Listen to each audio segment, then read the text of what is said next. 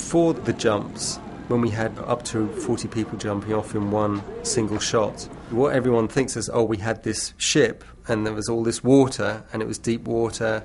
Actually, there was only a small area that people could actually jump. For most of the tank is only 3 foot deep. And we had a trough area that went out 20 feet from the side of the ship. And background and action!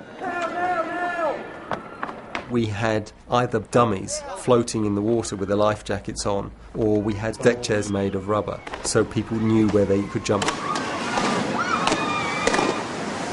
It was very important that when someone jumped, that wasn't the end of the shot. They needed to sort of swim to safety so the next person could jump and there was no risk of anyone landing on top of anyone else.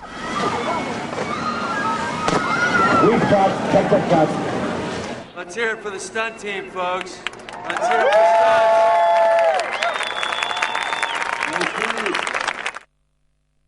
We're currently on the poop deck of the Titanic, and it's a section that's been made that can actually lift to 90 degrees. And so what we've got, 150 extras and 80 to 90 stunt people that we're just rehearsing on this section, just so we can get it to look very realistic. The idea is to create the illusion of danger, but having it safe.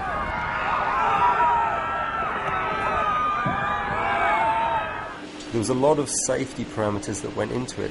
They all had to be cabled, obviously. I had to make sure that everyone was wearing protective pads. The worst thing that can happen here is that people are going to land on top of each other, so we've all got to be prepared and know exactly where everyone's intending to go before we start. We put human-shaped dummies that were completely foam around certain objects that couldn't be made of rubber. Some of the stunt performers would carry these dummies down with them. We made a lot of things in the end out of rubber, or coated things in rubber or foam, so that people could actually hit things and bounce off. We did most of the tumbling down the deck at 25 degrees.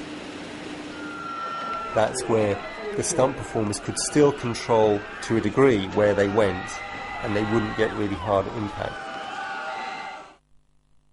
The section that we were shooting over was over 400 feet long, and we basically had to get people from one end to the other end and make it look as though they were sliding very fast, and the ship was only at 6 degrees. We had to make it look as though people were at a 45-degree angle and sliding down the deck. And we had people on cables, weighted cables, and we'd made these very, very small like sleds or sledges with very small casters on. Once the cable pulled you, and it would pull you very, very fast, it would release. We'd had a release mechanism built into it. But then you could actually spin 360 degrees. It actually worked very well. We designed some really challenging and memorable shots to sell the height of the ocean liner standing on its end, its stern hundreds of feet in the air. Everybody on the show called this signature tilting shot the toilet paper shot. Why? Because we used a roll of toilet paper on the set to give the cameraman a reference of where a falling digital stuntman would be added later. We then turned the footage over to digital domain to track and add the rest of the elements to the shot. I'm Judith Crowe, and I'm one of the supervisors on Titanic, and this shot here you're seeing the result of a three-dimensional track of the plate so that we can work out the camera move and pass that to other animators to put in stars and ocean and a set extension to extend the ship further into the image. And there's actually a toilet roll dropping through shot which would be replaced by a CG falling body, and a very dramatic shot tilting all the way down from the tip of the stern of the ship all the way down to the ocean. The final moments of the sinking were achieved through a combination of both old-school visual effects methods and new digital techniques that were groundbreaking at the time. We built a quarter-scale miniature of the stern and poop deck, then shot it with a high-speed camera as it was lowered into a tank. This gave us our main background with the necessary water interaction. We then added digital extras reacting to the rising ocean with mats for when they would disappear beneath the churning water. We also added digital mist elements to blend the digital extras into the miniature shot. Finally, we shot a green screen element of our actors on a full-scale section of the railing and composited it all together and even added a digital camera shake.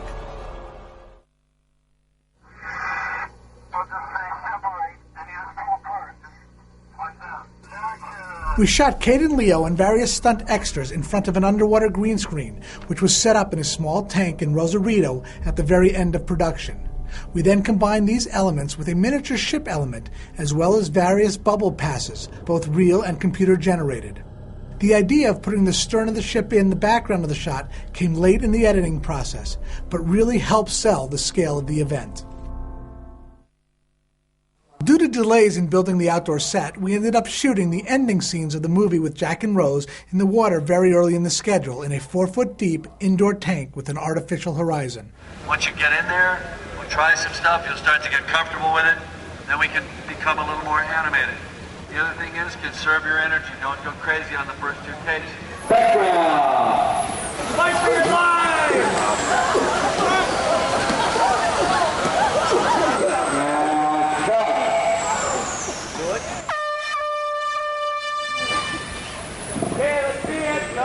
The performers were forced to crouch down to create an illusion that the tank was deeper than the 4 feet that it actually was. 4, 3, 2, 1,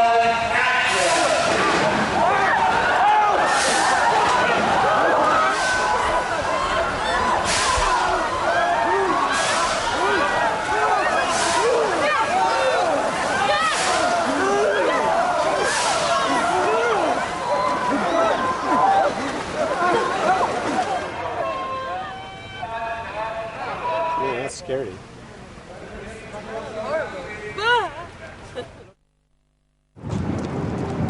We're volunteer guinea pigs. We've duplicated what the extras will be wearing, and we're trying to determine what's a safe period of time for them to be in the water. We're asking the people to do it, so I thought if I couldn't do it, why would I ask anyone else to? We determined from this test that our extras could safely spend several hours at a stretch in our unheated outdoor tank. The tank was very cold. If you're going to be in a tank for 11 hours, it's not so nice. We provided warm water hoses and hot tubs to help the extras stay comfortable.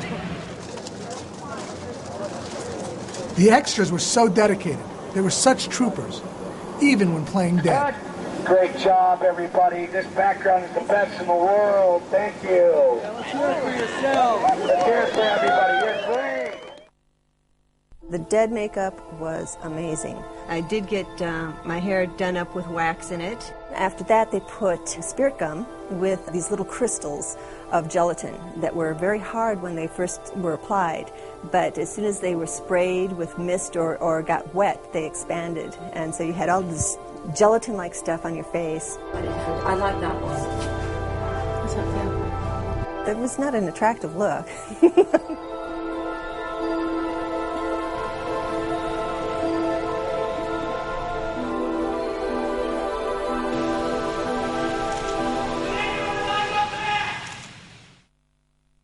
Ken Marshall's paintings were amazing. I mean, they were the Bible for Jim. One of Ken's beautiful paintings is the Carpathia and the lifeboats going towards it. So the job was to recreate that shot. The lifeboat sequence with the Carpathia was the only time we went on the open water for any of the period filming. You don't realize how difficult it is to do something in the actual real ocean until you go there and do it. Ready and ride! Just to row a lifeboat next to each other in the open ocean, and not only 2 but 3 or 4, and you realize this is what it was like for the people in the lifeboat right after the Titanic sank, just drifting in the ocean.